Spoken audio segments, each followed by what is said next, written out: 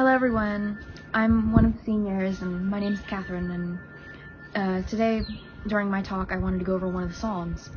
I chose Psalm 18. It's a Psalm of David, and he sings it. It's kind of a praise to God after he's been saved from his enemies, which kind of happens a lot.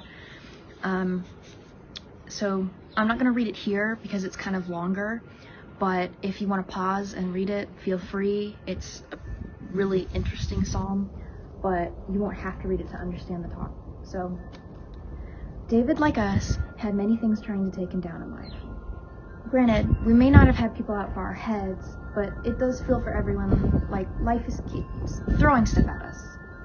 Ignore the wind. In this psalm, God is described as different things to represent how he has saved David.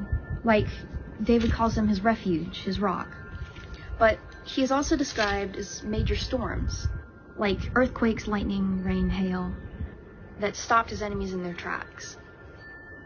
We often describe our torrents in life as a storm, but God himself is described as a storm too, but not one that destroys those faithful to him, but as a protection, like a veil. The psalm then goes on to say that God, in quotes, reached down from on high and took hold of David, drawing him out of deep waters.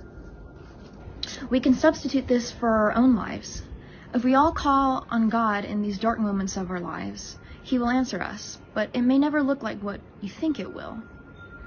David may not have wanted another storm in his life, but this one gave him the opportunity to get away. And just like David, we can use this opportunity to get away from everything. While we are in quarantine, I'm sure y'all have heard that word way too many times, I want you to try and get close to God, or get closer to God. It doesn't happen every day that we're stuck at home, and there's never been a better opportunity to pick up the Bible, look at a devotional, pray, write letters to God. That might be your thing, people talk to God in different ways. Whatever might be comfortable for you. God protected David many times in his life from danger, and in this psalm, David sings and gives thanks, despite the dangers he keeps having to overcome. God kept his promises, and David found a lot of success in his life when he focused on the Lord. Life right now may seem like a storm, and it really is, but we need to remember that despite this, God is there too, like a storm brewing or coming in from the distance.